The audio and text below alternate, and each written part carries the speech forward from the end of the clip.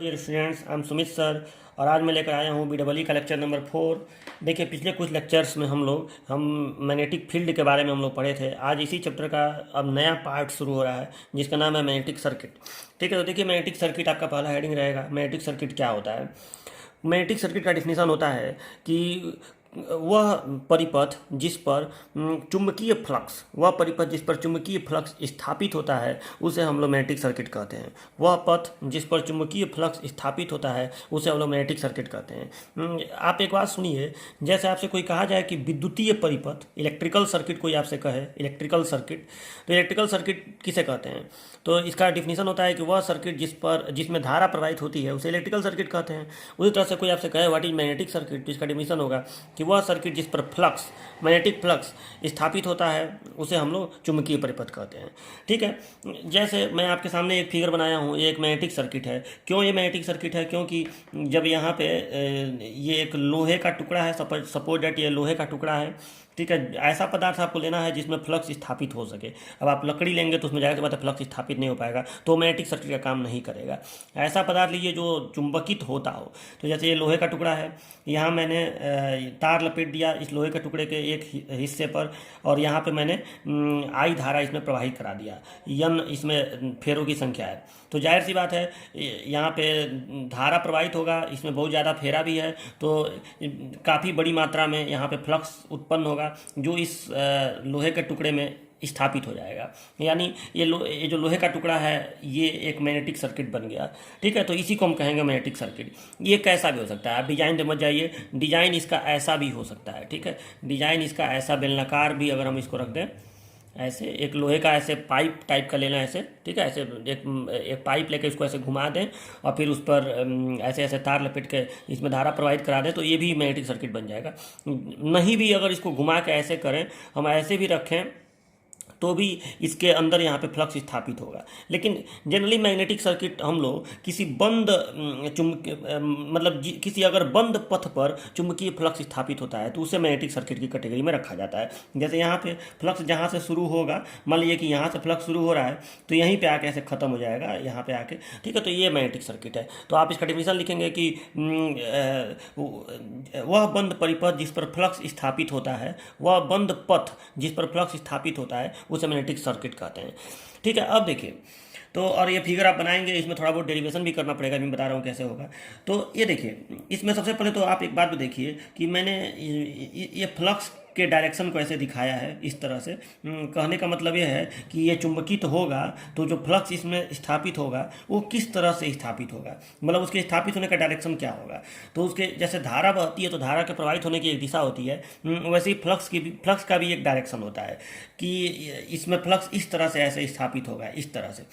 तो अब यहाँ क्यों फ्लक्स इसी तरह से दिखाया गया है, क्यों नहीं नीचे से ऐसे तीर लगाया गया है? तो इसका कारण ये है कि फ्लक्स हमेशा, मतलब ये जो मैं डायरेक्शन दिखा रहा हूँ ना, ये कुछ और नहीं है बल्कि ये बल रेखाएं हैं। जो आपको मालूम है कि चुंबक के अंदर ऐसे बल रेखाएं निकलती है तो उसमें डायरेक्शन होता है कि नहीं, तो वही चीज़ यहाँ पे ऐसे बल रेखाओं की दिशा होगी।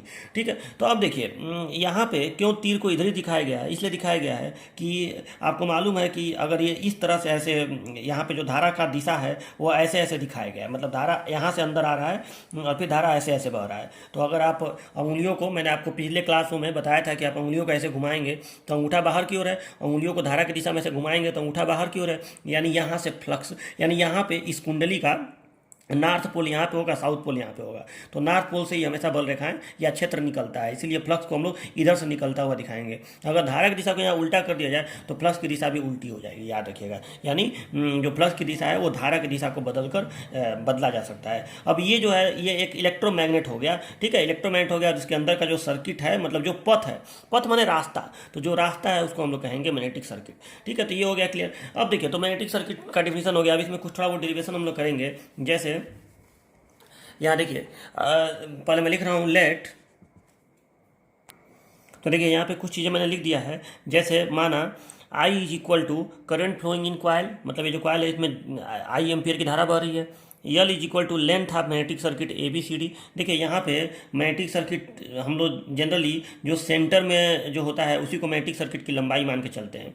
अगर आप देखिए यहाँ से ये भी जो लेंथ है ये भी मैग्नेटिक सर्किट का लेंथ हो सकता है, ये भी मैग्नेटिक सर्किट का लेंथ हो सकता है। तो हम लोग अब इस समस्या को दूर करने के लिए हम लोग औसत लंबाई की बात करते हैं, मतलब हम बीच वाले लंबाई की बात करते हैं। ठीक है, इस लंबाई को हम लोग मैग्नेटिक सर्किट का लेंथ मान के चलेंगे।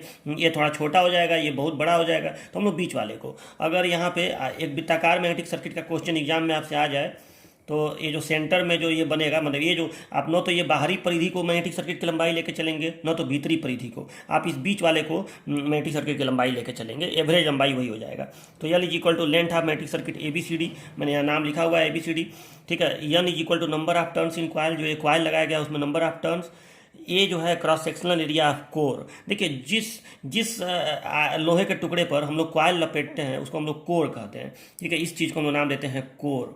ठीक है, तो कोर उसको बोला जाता है। तो cross sectional area of core मतलब आखिर ये लोहे का टुकड़ा एक पत्ती नहीं ना है, इस तरह से थोड़ा सा ये मोटा होगा, तो इसका जो भी अनुप्रस्थ काट का क्षेत्रफल है वो ए है। ठीक है, और म्यू आर क्या है, relative permeability of core material, मतलब जिस चीज़ का ये बना है लोहा हुआ का उसका अपेक्षिक चुंबकशीलता है, ये मैं आपको पढ़ा चुका हूँ। और फाई जो है फ्लक्स सेटअप इन कोर, मतलब इसमें कुछ वेबर का फ्लक्स स्थापित हो जाएगा। अरे भाई जब यहाँ चुंबक है तो बल रेखाएं, ये जो मैं यहाँ पे तल दिखा रहा हूँ या जहाँ भी आप तल दिखाना चाहें उसमें से बल रेखाएं गुजरेंगी, बल रेखाओं के समूह को फ्लक्स कहते हैं। तो इसमें से कुछ फ्लक्स पास करेगा, वो फ्लक्स है फाई। ठीक है, और ये फ्लक्स हम लोग ये मान के चलेंगे कि हर जगह एक समान होगा, यूनिफॉर्म फ्लक्स होगा, यूनिफॉर्म होता भी है। ठीक है, तो क्योंकि ये मटेरियल हर जगह एक समान है, इसका डेंसिटी या जो भी इसकी प्रॉपर्टी एक समान है, तो फ्लक्स हर जगह एक समान होगा। तो phi is equal to flux setup in core. तो आई हो गया, यल हो गया, एन हो गया, ए हो गया, और म्यू आर और फाई, इतना चीज़ हम लिख दिए। अब हमें ये बताना है कि अगर किसी भी अनुप्रस्थ काट के क्षेत्रफल में, यानी यहाँ पे हम एक तल बना रहे हैं, यहाँ पे एक तल बना रहे हैं, यहाँ पे एक तल बना रहे हैं, कहीं भी एक तल बनाए तो उसमें फाई फ्लक्स स्थापित हो रहा है उस तल में। तो अब बताना है आपको कि फ्लक्स डेंसिटी कितना होगा, मतलब किसी भी तल के एकांक क्षेत्रफल में फ्लक्स कितना होगा, जिसको फ्लक्स डेंसिटी कहते हैं, या इसी को मैग्नेटिक फील्ड भी कहते हैं, टेस्ला। मतलब इस पूरे कोर में कितना मैग्नेटिक फील्ड आएगा टेस्ला में। तो इसको मैं लिख रहा हूँ, नाउ मैग्नेटिक फ्लक्स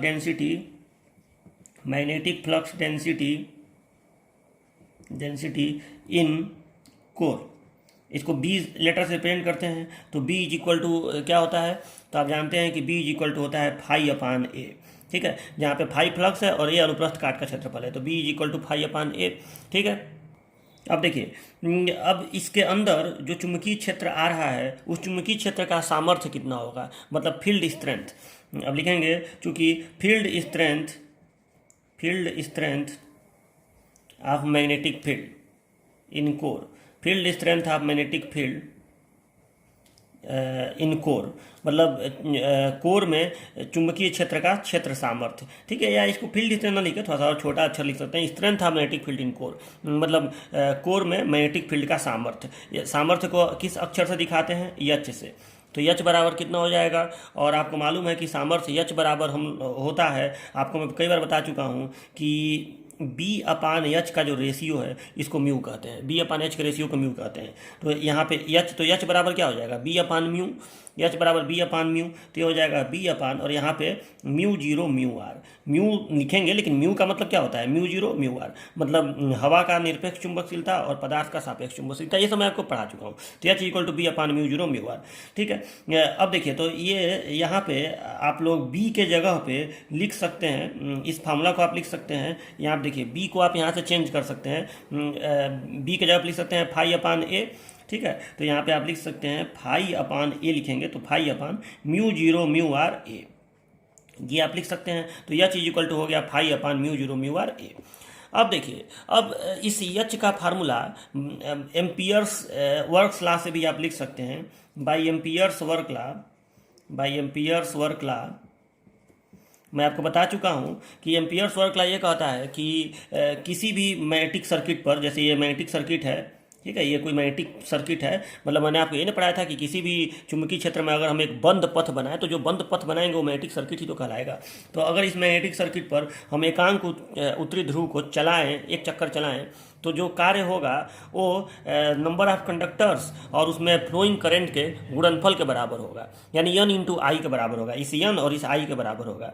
ठीक है, और अगर हम एकांक उत्तरी ध्रुव को इस पर चलाएंगे तो कितना कार्य करना पड़ेगा, तो इस पर हर जगह बल लगेगा h, एकांक उत्तरी ध्रुव पर जो बल लगेगा वो h होगा, सामर्थ्य वही ना होता है एकांक उत्तरी ध्रुव पर लगने वाला बल, तो h और इसकी लंबाई, इस चुंबकीय क्षेत्र की लंबाई, मतलब इस चुंबकीय पथ की लंबाई, मैंने ABCD की लंबाई, और ABCD की लंबाई को मैं यल से रिप्रेजेंट कर रहा हूँ। ठीक है, यानी आप ऐसा जब करेंगे कि by Ampere's work law total चुंबकीय पथ पर लगने वाला बल और उसकी दूरी यानी उसका लंबाई, तो ये हो जाएगा आपका h इंटू यल।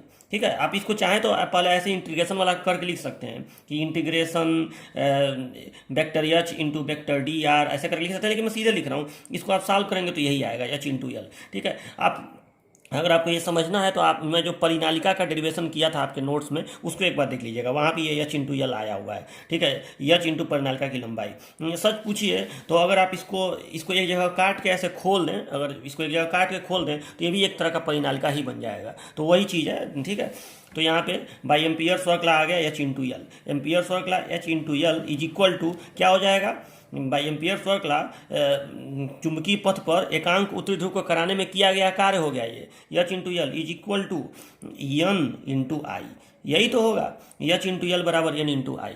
ठीक है, तो h बराबर क्या हो जाएगा, मैं यहाँ लिख रहा हूँ, ठीक है, आप नीचे लिखिएगा अपने नोट्स में, तो आपको तो h बराबर क्या हो जाएगा, दिस इम्प्लाई h बराबर n i अपान यल। ठीक है, n i अपान यल, और ये परिनालिका वाला ही फार्मूला है, आप याद रखिएगा, h is equal to n i upon L, ये परिनालिका का ही तो अब देखिए, तो h equal to n i upon L.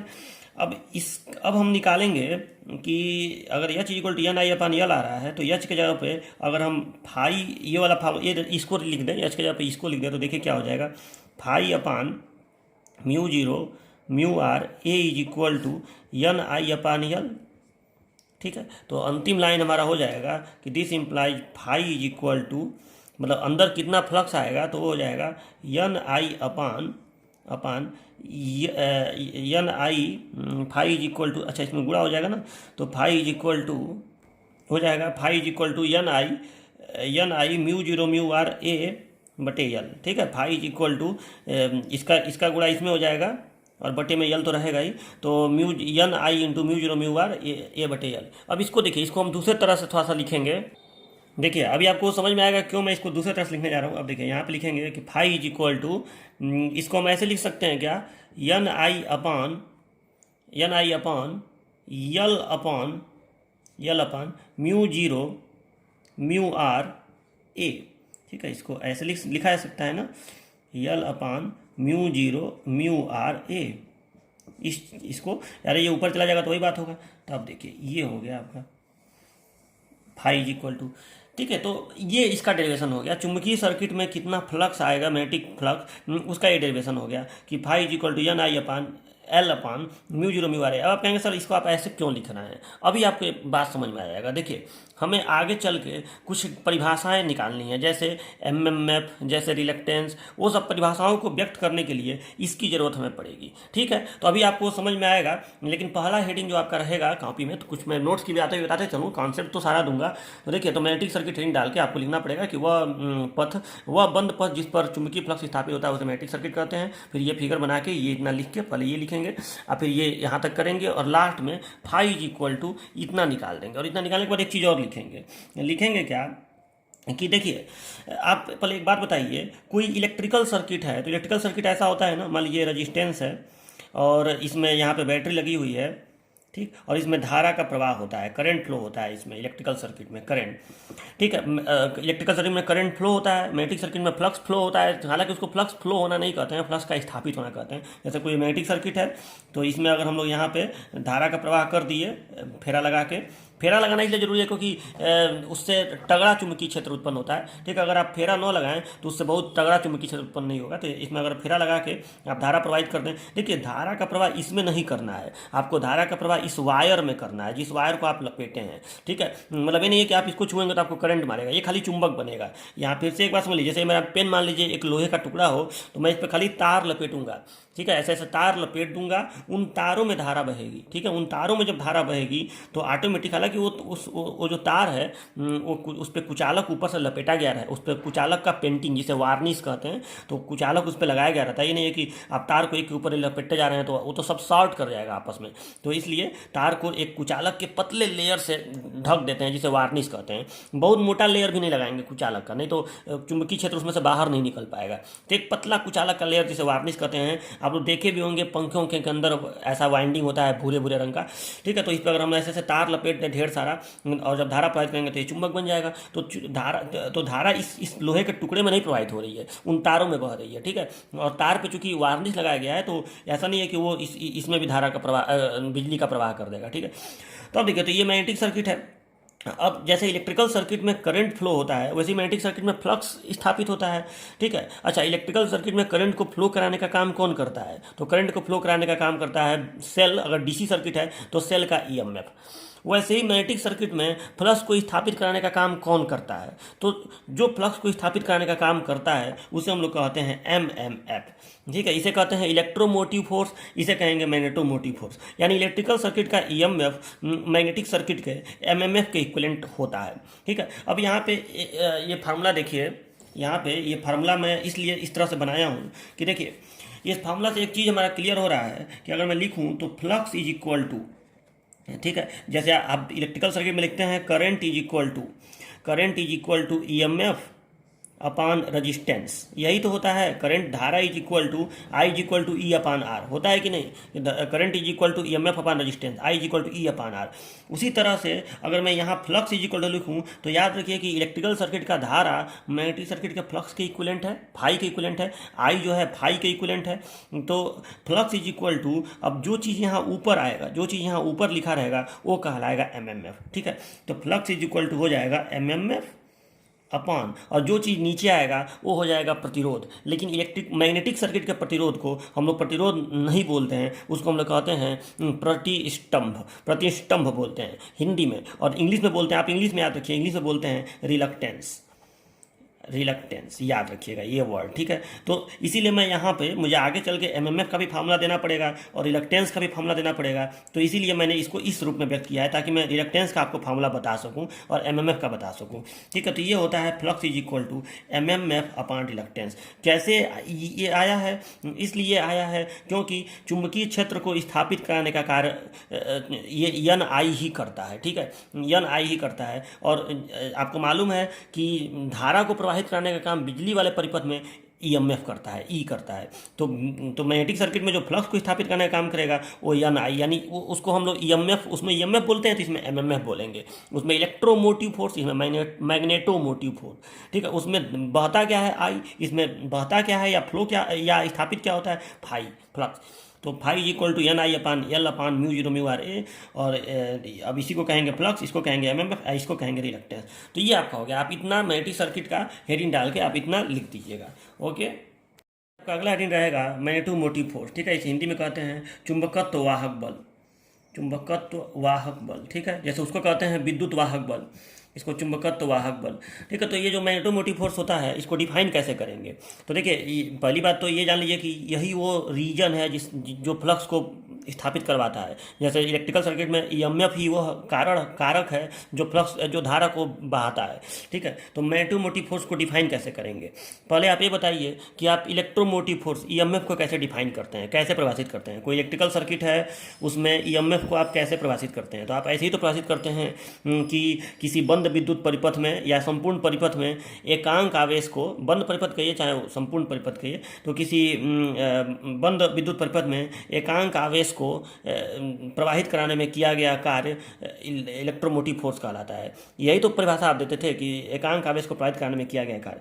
Same उसी तरीके से हम लोग चुंबकत्व वाहक बल को परिभाषित करेंगे। ठीक है, चुंबकत्व वाहक बल को कैसे प्रभावित करेंगे? तो किसी भी बंद चुंबकीय परिपथ में, किसी भी, जैसे अभी मैं एक चुंबकीय परिपथ बनाया था ऐसे, ठीक है, तो किसी भी बंद चुंबकीय पथ पर, ठीक है, किसी भी बंद चुंबकीय पथ पर एकांक आवेश को नहीं, एकांक उत्तरी ध्रुव, यूनिट नॉर्थ पोल। एकांक उत्तरी ध्रुव को चलाने में, प्रवाहित करने में, एकांक उत्तरी ध्रुव को चलाने में किया गया कार्य चुंबकत्व वाहक बल कहलाता है। किसी भी बंद चुंबकीय पथ पर एकांक आवेश को चलाने में किया गया कार्य मैग्नेटोमोटिव फोर्स एमएमएफ कहलाता है। ठीक है, आप कहेंगे सर कैसे? और एक बात और, पहले इसका फॉर्मूला देख लीजिए कि एमएमएफ इज इक्वल टू होता है, MMF is equal to N into I. मतलब मान लीजिए कि आप जितना फेरा यहाँ पे लपेटे हैं उनके फेरों की संख्या और उसमें प्रवाहित धारा एन इंटू आई। ठीक है, यही एमएमएफ बराबर होता है। क्यों एन आई ही होता है? इसलिए कि अभी मैं थोड़ी देर पहले जब इसका डेरिवेशन किया था तो आपको बताया था कि इस बंद पथ पर जब आप एकांक उत्तरी ध्रुव को एक चक्कर चलाएंगे तो जो किया गया कार्य होगा वो एच इंटू यल होगा। ठीक है, ये इससे आया हुआ है। ठीक है, ये इंटीग्रेशन करेंगे तो आपका आ जाएगा एच इंटू यल। ठीक है, एच इंटू यल, क्योंकि इसकी लंबाई यल है और इस पर बल लग रहा है एच, तो कार्य बराबर बल गुणे विस्थापन आप करेंगे तो एच इंटू यल हो जाएगा। ठीक है, तो एच इंटू यल हो जाएगा उत्तरी ध्रुव को चलाने में किया गया कार्य। और अभी मैं आपको बताया हूँ कि ये जो एम्पियर्स वर्क लॉ होता है कि ये जो एच इंटू यल है, मैंने किया गया जो कार्य है वो चालकों की संख्या और उसमें प्रवाहित धारा के गुणनफल के बराबर होता है, यानी एच इंटू यल बराबर एन इंटू आई। तो कहीं ना कहीं ये एच इंटू यल क्या है? एमएमएफ ही तो है, तो एमएमएफ बराबर हो गया एन इंटू आई। ठीक है, तो इससे प्रूफ हुआ कि अगर जितना यहाँ पे आपका फेरा रहेगा और उसमें जितना एम्पियर धारा बहेगा उन दोनों का आप गुणा कर दें तो निकल जाएगा एमएमएफ। और ये एमएमएफ जितना ज़्यादा रहेगा उतना ही ज़्यादा फ्लक्स यहाँ पे स्थापित होगा। जैसे इलेक्ट्रिकल सर्किट में जितना ज़्यादा आप ईएमएफ लगा दें, मैंने बड़ी बैटरी लगा दें, जितना ज़्यादा ईएमएफ लगा दें उतनी ही अधिक धारा बहने लगती है। सेम उसी तरीके से आप जितना ज़्यादा ये चीज़ कर दें, जितना ज़्यादा आई और जितना ज़्यादा एन कर दें उतना ही आपका फ्लक्स ज़्यादा स्थापित होने लगेगा। मतलब पहले अगर 5 वेबर फ्लक्स आ रहा है तो अब 10 वेबर फ्लक्स आ जाएगा। ठीक है, तो ये होता है आपका। अब देखिए ये इतनी इंपॉर्टेंट चीज़ है कि इससे आपको कई सारे कॉन्सेप्ट समझ में आएंगे। कि देखिए अगर मैं कहूँ कि आपको सपोज दैट जैसे एमएमएफ का अगर आप मात्रक देखें तो मात्रक होगा एमएमएफ बराबर हो गया एन आई, तो एमएमएफ का मात्रक हो जाएगा ampere into turn, ampere into turn. ठीक है, एम्पियर टर्न इसका मात्रक होता है, एम्पियर टर्न। ठीक है, इसे शॉर्टकट में एटी लिखते हैं, एटी। मतलब ऐसे बोलेंगे जैसे इसको बोलते हैं बोल्ट, जूल प्रति कूलम या बोल्ट बोलते हैं, इसको बोलते हैं एमएमएफ को एम्पियर टर्न। ठीक है, तो मैंने आपको ऐसे बोलना पड़ेगा कि 50 एम्पियर टर्न, 50 एम्पियर टर्न का यहाँ एमएमएफ है। तो देखिए अगर मैं आपसे कहूँ कि आपको 50 एम्पियर टर्न का एमएमएफ लगाना है और आप 50 एम्पियर टर्न का एमएमएफ लगा के फ्लक्स स्थापित कराइए, तो अब आपके पास उपाय ये है कि आप 50 एम्पियर का धारा प्रवाहित करें और एक ही फेरा, अगर आप यहाँ पे एक ही फेरा ऐसे तार लपेट दें ऐसे और उसमें 50 एम्पियर की धारा प्रवाहित करा दें तो 50 एम्पियर टर्न का एमएमएफ आ जाएगा और जो भी फ्लक्स आप चाहते हैं आपको मिल जाएगा। दूसरा उपाय यह है कि आप धारा को 25 ही एम्पियर रखिए और फेरा 2 ठे कर दीजिए, दो ठे फेरा ऐसे कर दीजिए तो फिर 50 एम्पियर टर्न हो ही जाएगा और उतना ही फ्लक्स आएगा जितना एक फेरा और 50 एम्पियर वाले से आएगा। 25 एम्पियर और 2 फेरा वाले से वही फ्लक्स आएगा जो 50 एम्पियर और एक फेरा वाले से आएगा। ठीक है, ऐसे ऐसे आप अलग अलग कॉम्बिनेशन में, जैसे आप ऐसा भी कर सकते हैं कि आप ऐसा भी कर कि 5 फेरा और 10 एम्पियर धारा, 10 एम्पियर धारा और 5 फेरा, ऐसा भी आप कर सकते हैं कि धारा को 10 ही एम्पियर रखें और फेरा 5 कर दो, 10 × 50 फिर भी उतना ही फ्लक्स आएगा। तो देखिए इसीलिए ये बहुत ज़्यादा इंपॉर्टेंट है क्योंकि इसमें आप देखिए तो हम फेरों की संख्या को जब बढ़ा दे रहे हैं तो धारा का मान अपने आप, मतलब एक सर्टेन फ्लक्स पाने के लिए जब फेरों की संख्या बढ़ जा रही है तो धारा का मान ऑटोमेटिक कम हो जा रहा है। इसका ये मतलब हुआ कि अगर बहुत हल्की फुल्की धारा भी हमारे पास हो, अगर बहुत छोटा सा भी धारा हो तो हम बहुत ज़्यादा ऐसे ऐसे तार लपेट के, अगर हमारे पास माइक्रो एम्पियर में भी धारा हो या 1 एम्पियर या आधा एम्पियर की भी धारा हो तो बहुत ज़्यादा तार लपेट कर हम एक बड़ा फ्लक्स यहाँ पैदा कर सकते हैं। ठीक है, तो इससे हमें ये जानकारी मिलती है कि हमें अगर फ्लक्स ज़्यादा चाहिए तो एमएमएफ ज़्यादा चाहिए और एमएमएफ ज़्यादा चाहिए तो हमें धारा नहीं ज़्यादा चाहिए, हमें ज़्यादा मात्रा में फेरा चाहिए। ठीक है, और धारा कम होने का मतलब ऊर्जा कम हो गया, हम बिजली का खपत कम मात्रा में, हम देखो तार एक बार लपेट देंगे तो उसमें हमारा एक बार ही तो पैसा खर्च होगा। ठीक है, चलो एक बार तार का खर्च थोड़ा अधिक आया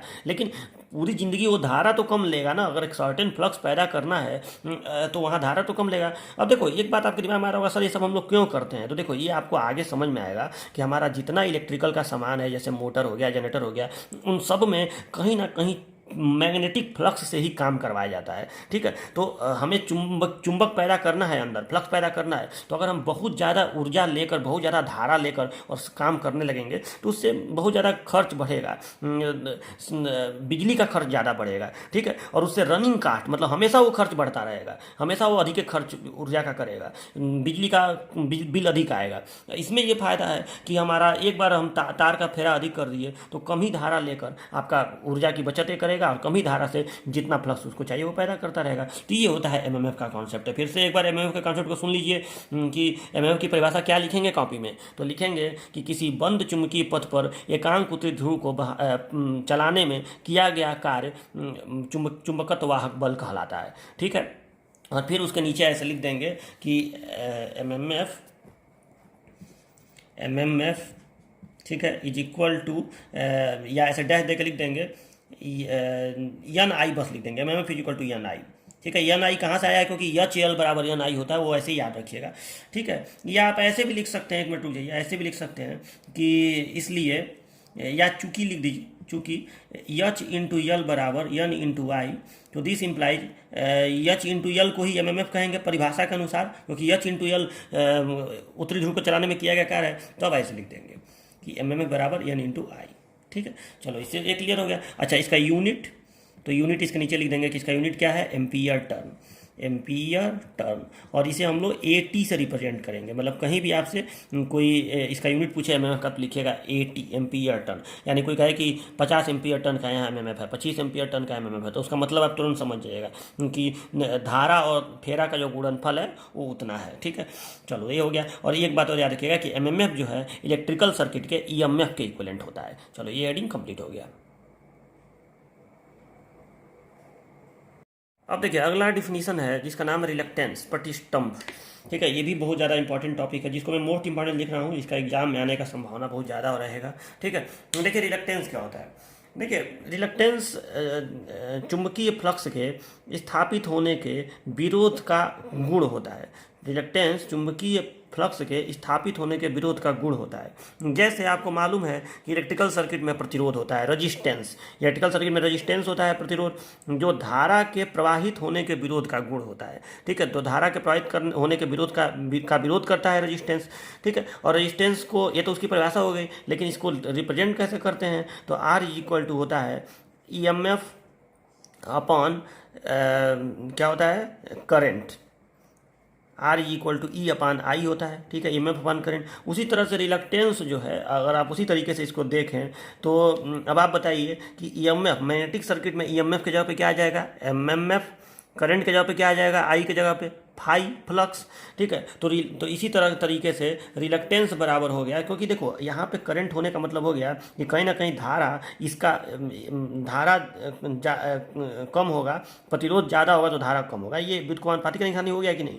तो उसी तरीके से आपका रिलक्टेंस हो गया, इसे यस से रिप्रेजेंट करते हैं, तो रिलक्टेंस यस बराबर हो गया M M F upon flux. ठीक है, तो ये हो गया M M F one flux, यानी ठीक है, S is equal to M M F one flux phi. ठीक है, एम एम एफ को तो हम लोग एन आई से रिप्रेजेंट करते हैं, इसको हम ऐसे लिख सकते हैं, S is equal to N I upon phi, ये इसका फार्मूला हो गया। ठीक है, M M F is equal to N I upon phi. ठीक है, तो ये हो गया। अब एक बात और कि आपको मालूम है कि जैसे आर का ये जो फार्मूला होता है ई एम एफ अपान करेंट यानी ई अपान आई, इससे हम लोग आर को कैलकुलेट नहीं कर पाते हैं, मतलब करते हैं लेकिन इससे कैलकुलेट करना भारी पड़ता है, क्योंकि पहले हमको ई एम एफ देना पड़ेगा, करंट नापना पड़ेगा, फिर दोनों का भाग देंगे तब तो निकलेगा। तो हम लोग एक और सूत्र रखे होते हैं, R is equal to rho L by A. ठीक है, इस सूत्र से हम लोग प्रतिरोध को निकाल लेते हैं, क्योंकि इसमें केवल लंबाई नापना है और अनुप्रस्थ काट नापना है, और रो तो एक नियतांक जो हमें पता होता है, तो हम इसको निकाल लेंगे। ऐसा ही एक फॉर्मूला इसके लिए भी होना चाहिए कि अब हम धारा प्रवाहित कराएंगे, तार लपेटेंगे, धारा प्रवाहित कराएंगे, अब धारा बहेगी, फिर मैग्नेटिक सर्किट में फ्लक्स निकालेंगे, फ्लक्स को नापने के लिए भी दुनिया भर के तामझाम होंगे, तो एन आई अपन फाई करेंगे, फिर यस निकलेगा। तो ये तो हो गया, ये तो उसका परिभाषा वाला हो गया कि रिलक्टेंस जो है वो फ्लक्स का विरोध करता है, फ्लक्स रिलक्टेंस ज़्यादा होगा तो फ्लक्स कम होगा। मतलब रिलक्टेंस को समझिए, देखो रिलक्टेंस ये है ना कि अगर कोई ये मैग्नेटिक सर्किट है, तो अगर इसका रिलक्टेंस हाई होगा, तो मान लो कि दो मैग्नेटिक सर्किट है, ठीक है, 2 मैग्नेटिक सर्किट है और इसका रिलक्टेंस, ये मैग्नेटिक सर्किट कुछ ऐसे पदार्थ का बना हुआ है, मान लो कि ये सिलिकॉन स्टील है और ये सॉफ्ट आयरन है, ये स्टील है, ये सॉफ्ट आयरन है, तो जाहिर सी बात है सॉफ्ट आयरन जो है मृदु लोहा, उसमें ज़्यादा आसानी से फ्लक्स स्थापित हो जाता है, स्टील में उतना आसानी से नहीं स्थापित होता है। तो इसका मतलब ये हुआ कि आप सेम एम्पियर टर्न देंगे यानी सेम एमएमएफ देंगे तो इसमें कम वेबर फ्लक्स आएगा, इसमें ज़्यादा वेबर फ्लक्स आ जाएगा। ठीक है, यानी क्या चीज़ किसका कम है, इसमें फ्लक्स के स्थापित होने के विरोध का गुण ज़्यादा है यानी रिएक्टेंस ज़्यादा है, इसमें फ्लक्स के स्थापित होने के विरोध का गुण कम यानी रिएक्टेंस कम है। सेम उसी तरीके से जैसे कोई एक प्रतिरोध है और इसको आप ईएमएफ दिए, यहाँ से ईएमएफ दिए, तो हो सकता है कि किसी एक प्रतिरोध में कम धारा प्रवाहित हो, किसी में ज़्यादा धारा प्रवाहित हो, जिसमें ज़्यादा धारा प्रवाहित होगा उसका प्रतिरोध कम होगा और जिसमें कम धारा प्रवाहित होगा उसका प्रतिरोध ज़्यादा होगा। सेम वही चीज़ है। तो रिलेक्टेंस फ्लक्स के स्थापित होने के विरोध का गुण होता है, यानी जो चीज़ इलेक्ट्रिकल सर्किट में रजिस्टेंस करता है वही चीज़ मैग्नेटिक सर्किट में इलेक्टेंस करता है। अब इसका एक और फार्मूला देख लीजिए, तो इसका एक और फार्मूला हो जाएगा। ठीक है, इसका एक और फार्मूला यहाँ पे आल्सो, यहाँ पे इसके बाद लिख दीजिएगा also S is equal to reluctance is equal to, और ये फार्मूला देखिए हमको कहाँ से मिलेगा, ये फार्मूला हमको यहाँ से मिलेगा। देखिए इसीलिए मैं यहाँ पे ये डेरिवेशन करके रखा था। ये देखो phi is equal to flux is equal to N I upon ये कुछ चीज़ लिखा हुआ है, ये देखो रिलक्टेंस। ठीक है, क्योंकि अगर ये फ्लक्स है तो और एन आई एमएमएफ होता ही है, ये फ्लक्स है, तो यहाँ पे अभी आपको मैं बताया हूँ कि फ्लक्स, अगर मैं इसको फ्लक्स को यहाँ भेज दूँ तो एन आई अपान यस हो जाएगा कि नहीं, तो और यस के जगह पे ही तो ये आ रहा है l upon mu zero mu R A, तो कहीं ना कहीं रिलक्टेंस का फार्मूला ये हो गया कि flux is equal to MMF upon, जैसे I is equal to EMF upon resistance होगा, उसी तरह से phi is equal to MMF upon reluctance होगा। रिलक्टेंस जब ये आ रहा है, ये मैं प्रूफ करके आपको दिखाया हूँ कि यही आएगा ही आएगा। तो ठीक है, तो ये हो गया रिलक्टेंस का एक और फार्मूला। ठीक है, और रिलक्टेंस का एक और फार्मूला हो गया, इसको मैं यहाँ लिख दे रहा हूँ also S is equal to L upon mu zero mu are A. और ये ध्यान से देखिए तो ये फार्मूला कहीं ना कहीं रेजिस्टेंस वाले formula R is equal to rho L by A से कुछ मैच कर रहा है कि नहीं। देखिए R equal to rho L by A, हाँ यहाँ पे यल बाई ए है और यहाँ पे रो जो है यहाँ पे ऊपर है, यहाँ पे 1 अपान म्यू जीरो म्यू आर है, तो उसे क्या करना, नियतांक कैसे भी हो सकता है। ठीक है, तो ये हो गया आपका S is equal to L upon mu zero mu are A, याद रखिएगा इस बात को। तो यस का एक फार्मूला ये भी हो गया MF upon flux N I upon phi, और एक और फार्मूला हो गया S equal to L mu zero mu are A. Same उसी तरीके से जैसे जैसे इलेक्ट्रिकल सर्किट में आर का एक फार्मूला होता है ई अपान आई, ठीक है, ईएमएफ अपान करंट, और एक और फार्मूला होता है R is equal to rho L by A, same उसी तरीके से। ठीक है, तो ये याद रखिएगा। चलिए अब इसके यूनिट की बात कर लेते हैं, मात्रक। तो मात्रक के लिए जैसे प्रतिरोध का मात्रक क्या होता है, वोल्ट पर एम्पियर, जिसे ओम कहते हैं, उसी तरह से इसका मात्रक हम लोग इससे नहीं देंगे, इससे देंगे, तो इसका मात्रक क्या हो जाएगा, इसका मात्रक क्या होता है एम्पियर टर्न, और इसका मात्रक वेबर, तो इसके हो जाएगा एम्पियर टर्न पर वेबर।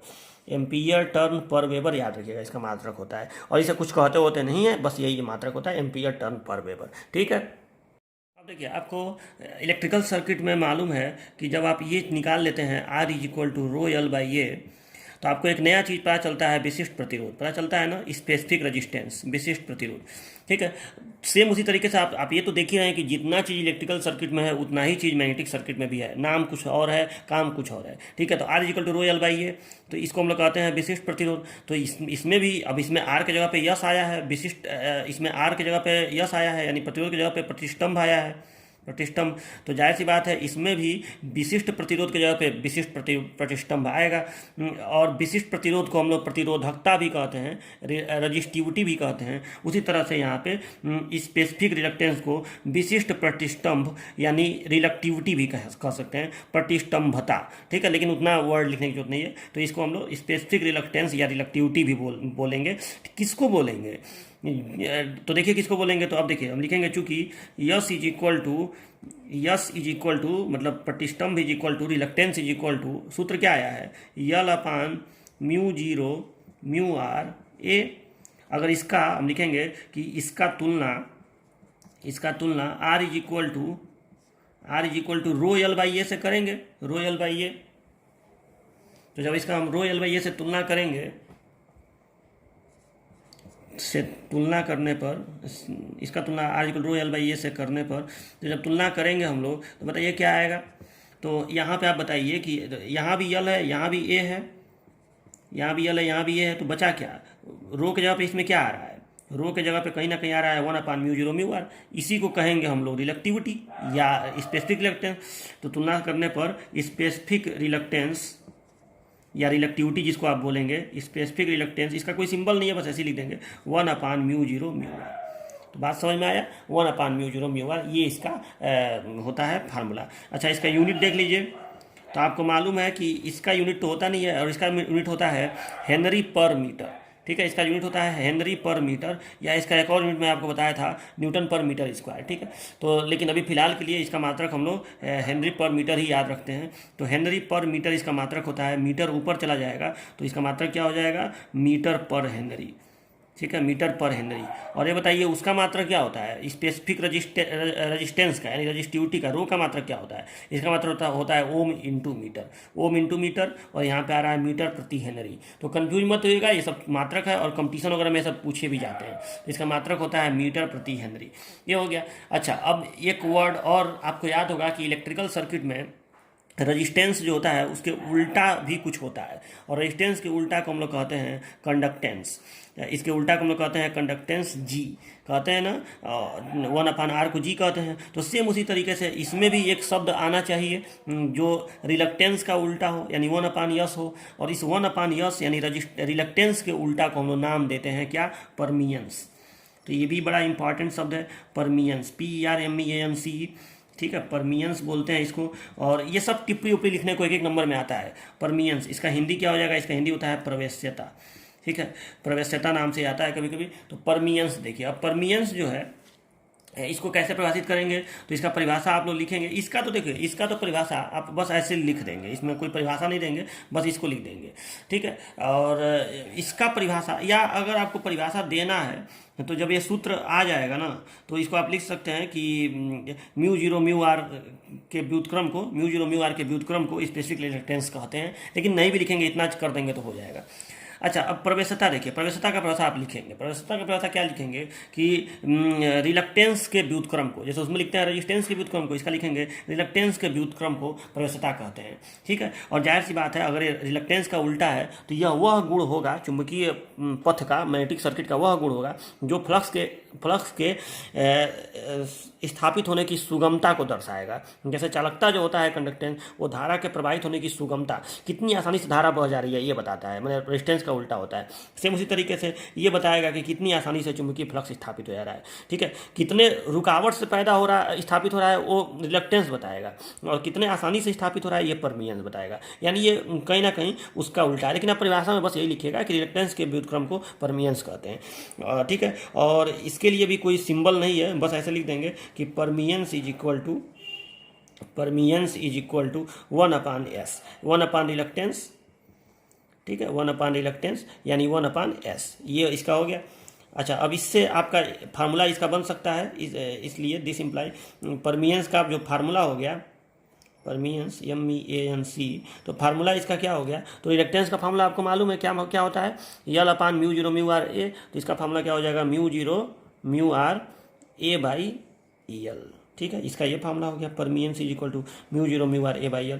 और इसका यूनिट क्या हो गया, तो देखिए इसका यूनिट हो गया, आप यूनिट को यहाँ से नहीं, इससे मत निकालिए, आप इसको यहीं से निकालिए। तो इसका यूनिट हो गया, इसका यूनिट मैं क्या बताया हूँ, रिलक्टेंस का यूनिट एम्पियर टर्न पर वेबर। तो इसका हो जाएगा वेबर पर एम्पियर टर्न, वेबर पर एम्पियर टर्न हो जाएगा। अच्छा, अगर आप इससे भी निकालना चाहें तो इससे देखिए क्या निकल के आएगा, ये होता है हेनरी पर मीटर, हेनरी पर मीटर, और इसका तो होता नहीं, और ये होता है मीटर स्क्वायर, और यल का क्या है, मीटर, तो यहाँ बटे में मीटर हो जाएगा। तो यहाँ पे आप देखिए, तो ये मीटर से मीटर स्क्वायर कट जा रहा है, तो परमियंस का मात्रक आ रहा है केवल हेनरी। ठीक है, तो परमियंस का मात्रक हेनरी भी हो गया। तो इसे मैं यहाँ पे लिख रहा हूँ कि इसका मात्रक हो गया वेबर पर एम्पियर टर्न, या इसी को हम लोग कह सकते हैं हेनरी। इसका एक और मात्रक हो गया हेनरी H। ठीक है, तो ये हो गया आपका परमियंस का मात्रक। ठीक है, तो इतनी सारी परिभाषाएं हैं जो आप याद रखिएगा, ये सब परिभाषाएं आपसे पूछी जा सकती हैं एग्जाम में। ठीक है, तो ये मैग्नेटिक सर्किट से रिलेटेड कुछ टर्म्स हो गए जिसको आपको याद रखना है। ओके, चीज़ और देखिए कि जैसे आपको याद था कि इलेक्ट्रिकल सर्किट में एक तो होता है आर, ठीक है, और R इज इक्वल टू जब ρL/A हम लोग करते हैं तो ये आ जाता है, इसको कहते हैं रजिस्टेंस, इसको कहते हैं रजिस्टिविटी। ठीक है, और इस R के उल्टा को हम लोग कहते हैं कंडक्टेंस, ठीक है। और इस रो के उल्टा को हम लोग कहते हैं कंडक्टिविटी। याद होगा आपको, इस रो के उल्टा को 1/रो को हम लोग, इसको 1/r को जी कहते हैं, और 1/रो को हम लोग कहते थे सिग्मा। आपको अगर नहीं याद है तो आप डीसी सर्किट चैप्टर में देख लीजिएगा, मैं लिखवाया हूँ पहले चैप्टर में। ठीक है, आर, ठीक है, R equal to rho L by A, तो इससे रो आता है, इसको कहते हैं रजिस्टिविटी या स्पेसिफिक रजिस्टेंस। ठीक है, और उसके बाद इस आर का उल्टा करते हैं तो आता है कंडक्टेंस। ठीक है, और इस रो का उल्टा करते हैं तो आता है कंडक्टिविटी। ठीक है, और सबका मात्रक भी आपको मैं बता चुका हूँ, आर का मात्रक ओम, रो का मात्रक ओम मीटर। ठीक है, जी का मात्रक महो, जी का मात्रक महो होता है कंडक्टेंस का मात्रक, और कंडक्टिविटी का मात्रक महो प्रति मीटर। तो 4 चीज़ें इसमें आ रही हैं रजिस्टेंस रिलेटेड। उसी तरीके से अभी 3 चीज़ें आप लोग मैग्नेटिक सर्किट में पढ़े हैं। एक पढ़े हैं यस, रिलक्टेंस। अच्छा, यस के उल्टा को, चलिए रिलक्टेंस पढ़े हैं, और यस इज इक्वल टू आप फार्मूला निकाले हैं L/μ0μr ए। ठीक है, तो इस 1/μ0μr को 1/μ0μr जो यहाँ पे आ रहा है, इसको आप लोग कहे हैं रिलक्टिविटी या स्पेसिफिक रिलक्टेंस। चलिए ये भी हो गया, मतलब जो दूसरा टर्म उसमें रो था, इसमें ये हो गया, ये भी ठीक है। तीसरा टर्म इस यस के उल्टा को मैं बताया हूँ कि 1/s को आप कहेंगे 1/s को क्या कहेंगे, परमियंस, उसमें कहते हैं कंडक्टेंस, इसमें कहेंगे परमियंस। ठीक है, और इसका फॉर्मूला क्या है आप लोग याद रखे हैं, इसका फार्मूला परमियंस का, तो इसका फार्मूला आप याद किए हैं μ0μr A/L। ठीक है, ये हो गया। अब देखिए, अब एक चीज़ और आएगा कि इसका उल्टा, ये जो जैसे उसमें रो के उल्टा को हम लोग कहते हैं कंडक्टिविटी। ठीक है, उसी तरह से इसमें ये जो परमियंस है, ये जो परमियंस आपका निकला है, परमियंस नहीं सॉरी, ये जो रिलक्टिविटी निकला है, इस रिलक्टिविटी के उल्टा को हम लोग कुछ ना कुछ कहेंगे, और इसके उल्टा को हम लोग कहते हैं परमिबिलिटी। ठीक है, तो एक लास्ट टर्म हो गया परमिबिलिटी। और परमिबिलिटी कुछ और नहीं है बल्कि यही है, अरे इसी को तो उल्टा को कहेंगे। आप इसको लिखेंगे कि रिलक्टिविटी के व्युत्क्रम को, आप इसको लिख दीजिएगा कि रिलक्टिविटी के व्युत्क्रम को हम लोग कहते हैं परमिबिलिटी। और रिलक्टिविटी क्या है, यही तो है 1/μ0μr, यही तो है। तो इसके व्युत्क्रम को हम लोग परमिबिलिटी कहते हैं। तो परमिबिलिटी इज इक्वल टू हो गया, परमिबिलिटी इज इक्वल टू ये हो गया μ0μr। और देखिए यही होता भी है, आप अच्छी तरह से बात जान रहे हैं कि परमिबिलिटी यही होता है μ0μr। अगर कोई माध्यम हो तो μ0μr ही तो होता है परमिबिलिटी। तो इस तरह से आपको दिखा। अब देखिए कंफ्यूज मत होइएगा, और इसका मात्रक भी यहाँ आप लिख दीजिएगा, सबका मात्रक, इसका ही मात्रक लिख दीजिएगा। इसका मात्रक होगा हेनरी प्रति मीटर, जबकि उसका मात्रक क्या होता है कंडक्टिविटी का, महो पर मीटर, इसका हेनरी पर मीटर। तो देखिए इस तरह से आपका इलेक्ट्रिकल सर्किट और मैग्नेटिक सर्किट के सारे टर्म्स हेडिंग में जो है ये भी इंपॉर्टेंट है, analogy between magnetic and electric circuit. देखिए ये हेडिंग आपके जो पिछले जो आप चीज़ें पढ़े हैं उसको रिवाइज भी करा देता है, और ये सिलेबस में हेडिंग है भी। तो देखिए इसका हेडिंग का मतलब हुआ कि आपको मैग्नेटिक सर्किट और इलेक्ट्रिक सर्किट का एनालॉजी मैंने समरूपता बताना है कि उनमें क्या क्या समानता है, मैंने एक तरह से तुलना करना है। ठीक है, तो मैग्नेटिक ऐसे टेबल बनाएंगे, एक तरफ मैग्नेटिक सर्किट, एक तरफ इलेक्ट्रिक सर्किट। एक मैग्नेटिक सर्किट इधर बना देंगे, एक इलेक्ट्रिक सर्किट इधर बना देंगे। मन करता ऐसे ही बना दीजिए मैग्नेटिक सर्किट, ऐसे गोल का एक छल्ला बना देंगे इधर। ठीक है, यहाँ इलेक्ट्रिक सर्किट बना देंगे, इसमें ऐसे सेल दिखा देंगे। यहाँ मन के तो एक प्रतिरोध ऐसे लगा दीजिए। ठीक है, इसमें ऐसे धारा का प्रवाह करा देंगे, इसमें आई। ठीक है, अब देखिए, और ये आर यहाँ लिख देंगे। इसी तरह से यह मैग्नेटिक सर्किट है। मैग्नेटिक सर्किट में आप जान ही रहे हैं क्या होता है, ऐसे तार का फेरा ऐसे लगा देंगे। ठीक है, इसमें धारा दिखा देंगे आई, और इसमें फेरा रहेगा एन, और इसमें फ्लक्स स्थापित होगा। तो ऐसे इसमें फाई दिखा देंगे, फाई का दिशा ऐसे दिखाएंगे क्योंकि धारा को ऐसे दिखाया गया है, यहाँ लिख देंगे, अंदर ही लिख देंगे फाई। ठीक है, तो ये हो गया मैग्नेटिक सर्किट, ये हो गया इलेक्ट्रिक सर्किट। अब इसमें आप ऐसे सबसे पहला आप समानता समरूपता लिखेंगे, एनालॉजी करेंगे पहला दोनों में, कि इसमें लिखेंगे कि वह बंद, मैं बोल दे रहा हूँ आप लिख लीजिएगा, वह बंद पथ जिस पर चुंबकीय फ्लक्स स्थापित होता है उसे मैग्नेटिक सर्किट कहते हैं। वह बंद पथ जिस पर धारा प्रवाहित होता है उसे इलेक्ट्रिक सर्किट कहते हैं। ये पहला हो गया। दूसरा फार्मूला लिख देंगे कि इसमें होता है flux is equal to phi is equal to MMF upon reluctance. ठीक है, यानी आई इज इक्वल टू, यहाँ पे phi is equal to MMF upon reluctance. चलिए ठीक है, और इसमें लिख देंगे कि EMF is equal to current upon sorry यहाँ लिखेंगे current is equal to EMF upon resistance. ये हो गया EMF अपॉन रजिस्टेंस।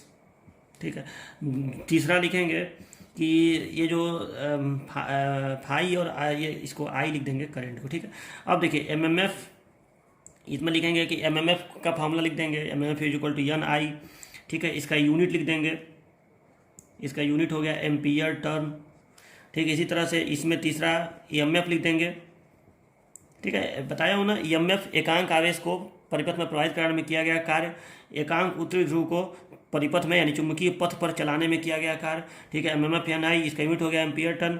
और ईएमएफ क्या होता है, ईएमएफ का फार्मूला, तो ईएमएफ का तो फार्मूला वही होता है, क्या होता है ईएमएफ का फार्मूला, एकांक आवेश को प्रभावित करने में किया गया कार्य यानी W/Q ये होता है।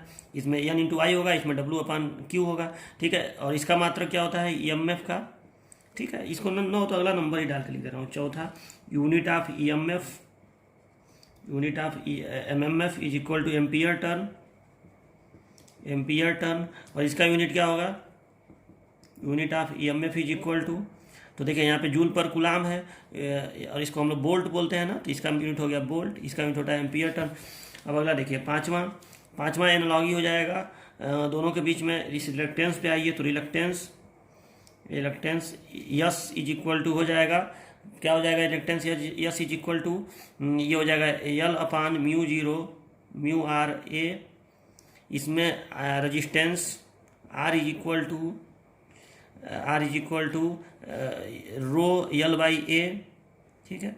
कैपिटल A चाहे स्मॉल a कुछ भी लिख सकते हैं। यूनिट लिख दीजिए, इसका यूनिट हो जाएगा यूनिट ऑफ रिलक्टेंस, आप लिख लीजिएगा यूनिट ऑफ रिलक्टेंस, ठीक है। मैं 60 में लिख दे रहा हूँ, यूनिट ऑफ रिलक्टेंस ये हो जाएगा कितना, तो ये हो जाएगा एम्पियर टर्न, क्या बताया था आपको, यहाँ ये इधर चला जाएगा तो एम्पियर टर्न पर वेबर ना, एम्पियर टर्न पर वेबर।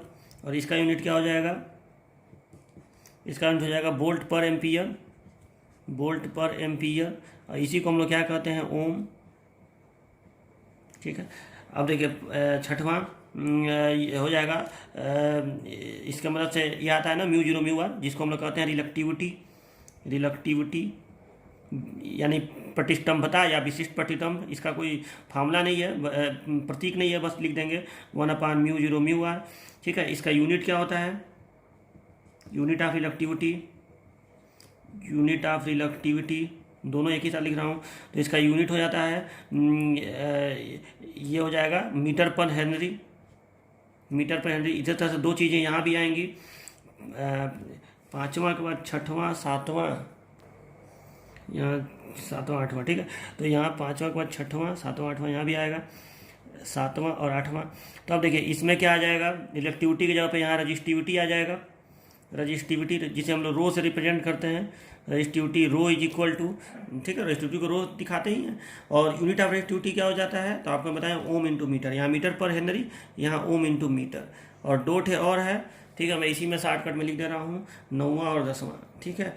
9वां क्या हो जाएगा, तो रिलेक्टिविटी के बाद आता है रजिस्टेंस का उल्टा यानी परमियंस, तो यहाँ परमियंस आएगा, परमियंस। और परमियंस रेजिस्टेंस का उल्टा होता है, इसका कोई सिंबल नहीं है, 1/S बस लिख देंगे, ठीक है। और इसका मात्रक क्या होगा, 1/S इसका होता है, मात्रक क्या होगा, तो इसका मात्रक होगा, ये रेजिस्टेंस का उल्टा है तो वेबर पर एम्पियर टर्न, या इसी को हेनरी बोलते हैं।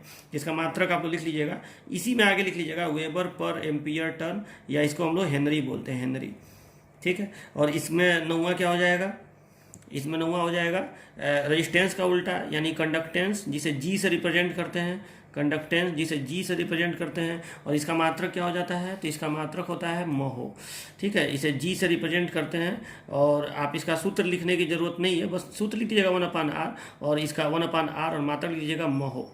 महो को ऐसे लिखते हैं ना, ओम का उल्टा महो, इसका मात्रक होता है महो, MHO, ठीक है। और लास्ट आपका इधर हो जाएगा permeability is equal to μ0μr, और इधर हो जाएगा कंडक्टिविटी, और conductivity is equal to sigma, conductivity को सिग्मा से दिखाते हैं, ठीक है। परमिबिलिटी आप जान ही रहे हैं क्या होता है, परमिबिलिटी होता है रजिस्टिविटी, परमिबिलिटी होता है इसका उल्टा, रिलेक्टिविटी का उल्टा, रिलेक्टिविटी तो इसका उल्टा करेंगे तो μ0μr आएगा।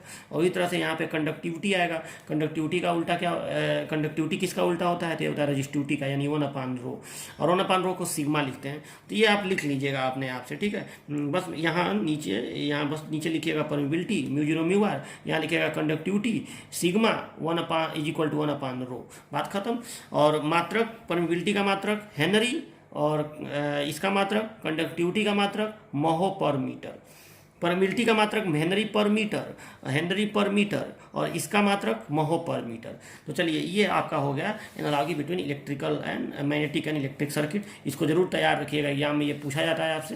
तो अभी पूरा अटा नहीं है इसमें, तो मैं छोड़ दिया इसको, अब आप इसको अच्छे से तैयार कर लीजिएगा, ठीक है। चलिए तो अब हम लोग नेक्स्ट वीडियो लेक्चर में मिलेंगे, और इसमें मैं ये चैप्टर अब लगभग कई सारी चीज़ें इसमें हो गई। अब इसमें आपको थोड़ा सा इसका कुछ न्यूमेरिकल कराना है, जिसमें हम आपको बताएंगे जैसे रेजिस्टेंस में होता है ना सीरीज और पैरेलल, वैसे ही मैग्नेटिक सर्किट में भी सीरीज और पैरेलल होता है। तो वो बता के कुछ न्यूमेरिकल करा के, और तब इस चैप्टर का लास्ट पार्ट जो है जिसका नाम है इलेक्ट्रोमैग्नेटिक, चैप्टर का नाम ही है इलेक्ट्रोमैग्नेटिक इंडक्शन, लेकिन ये सब चीज़ भी पढ़ना है पहले, तब आपको उस पर जाना है। तो अब वही चीज़ पढ़ना है जिसमें आपको फैराडे का थ्योरी वगैरह पढ़ना है, फैराडे ला, लेंज ला, अच्छी सी चीज़ें हैं इसमें, बहुत इंपॉर्टेंट।